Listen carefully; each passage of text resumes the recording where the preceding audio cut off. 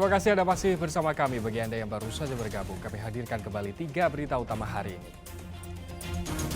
Diduga memiliki gangguan jiwa, seorang pria di Kabupaten Garut membakar sebuah tempat ibadah. Seorang santri pondok pesantren hilang terbawa arus saat bermain di Sungai Gedongan, Kabupaten Cirebon.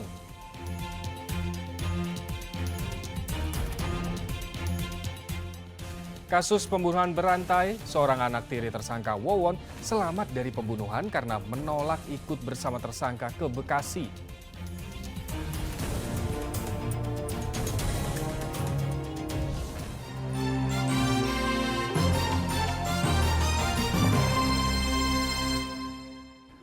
Polisi kembali menggeledah rumah Solihin, salah satu tersangka pembunuhan berantai di Cianjur. Salah satu anak tiri tersangka Wawon selamat dari pembunuhan karena menolak ikut bersama tersangka ke Bekasi bersama ibu dan 2 saudaranya yang tewas diracun.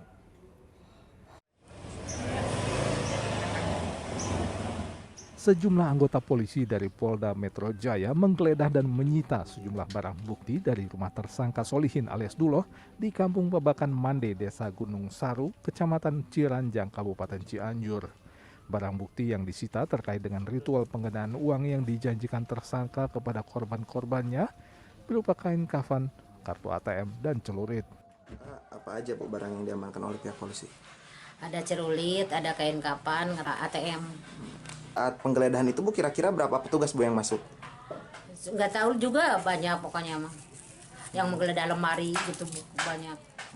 Masih dari Cianjur, salah satu anak korban pembunuhan berantai oleh Wawon, Solihin, dan Dede lolos dari maut karena menolak ikut dengan Wawon ke Bantar Gebang, Bekasi. Salsa adalah anak Ai Maimunah, istri tersangka Wawon yang tewas diracun bersama 2 orang anaknya di Bekasi. Salsa adalah anak Ai Maimunah bersama suami sebelumnya bernama Didin. Saat ibu dan saudaranya diracun di Bantar Gebang, Bekasi, Salsa yang menolak ikut pindah berada di sebuah rumah kontrakan di Bandung.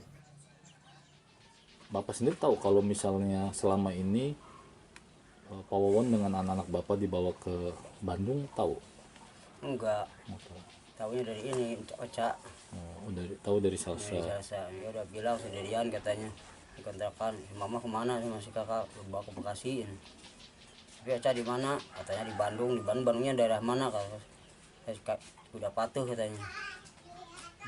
Dia nggak boleh ngomong gitu sama Wawon. Setelah kejadian di Bekasi, Salsa diantarkan tetangga kontrakannya di Bandung ke rumah Didin, ayah kandungnya di Desa Kedemangan, Kecamatan Mande, Kabupaten Cianjur.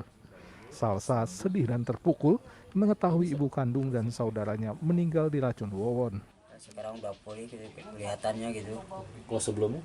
Sebelum nggak begini, dia ditanya masih apa? Ragu-ragu gitu. Diem aja. Ketakutan ya, kalau ditanya dia ketakutan, bisa juga.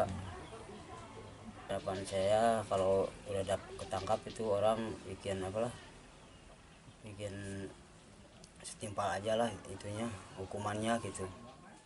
Didin meminta agar aparat memberikan hukuman setimpal kepada Wawon dan 2 tersangka lainnya yang telah menewaskan 9 orang korbannya.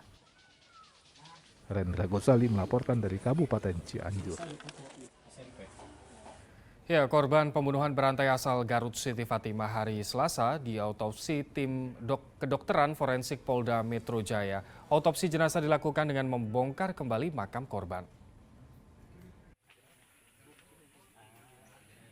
Hari Selasa, makam Siti Fatimah, salah satu korban pembunuhan berantai oleh Wawon CS, dibongkar untuk dilakukan otopsi.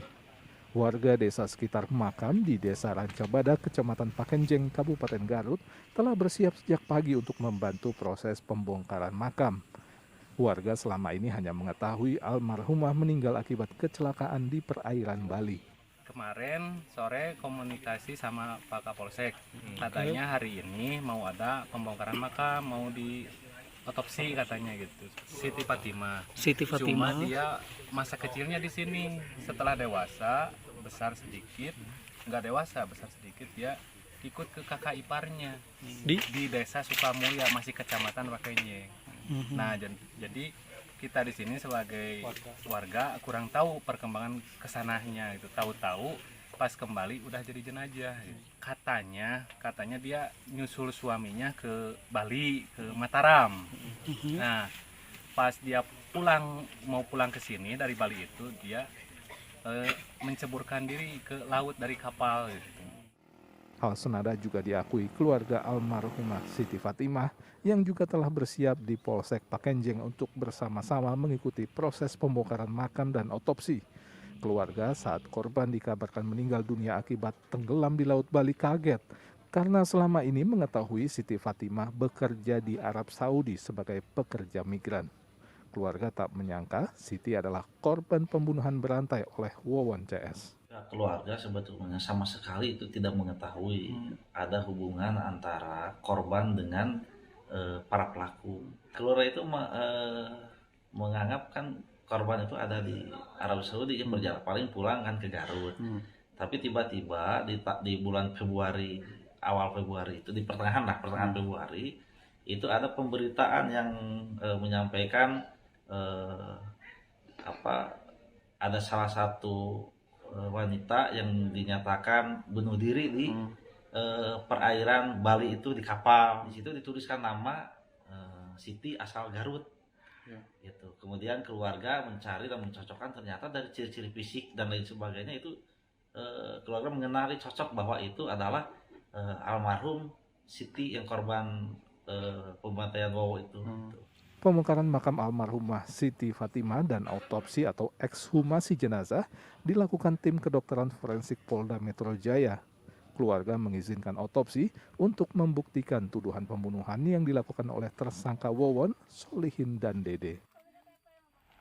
Eko Setiabudi melaporkan dari Kabupaten Garut. Seorang begal yang merampas sepeda motor milik seorang perempuan ditangkap anggota Satreskrim Polsek Parakan Salak, Kabupaten Sukabumi. Pelaku dapat ditangkap karena ada ciri bekas luka cakaran korban di wajahnya.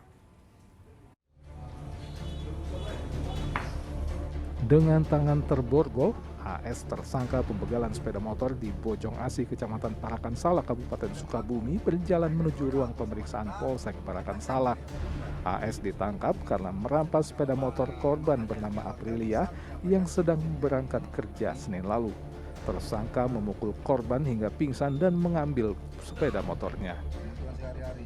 Aku menghadang laju kendaraan korban, memegang stang motornya.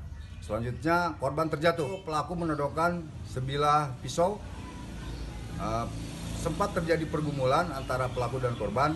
Korban juga sempat mencakar muka dari pelaku karena pelaku saat itu menggunakan masker. Pelaku sempat mengancam korban jangan berteriak sambil dia memukulkan tang ke arah leher korban sebanyak 3 kali, mencekik korban sampai jatuh pingsan. Namun dengan petunjuk korban yang mengenal ciri-ciri tersangka dan bekas cakaran korban di wajah tersangka, polisi dari Polsek Parakan Salak tidak kesulitan menangkap AS. Tersangka pun dijerat pasal 365 KUHP dengan ancaman hukuman 9 tahun penjara. Asep Didi melaporkan dari Kabupaten Sukabumi.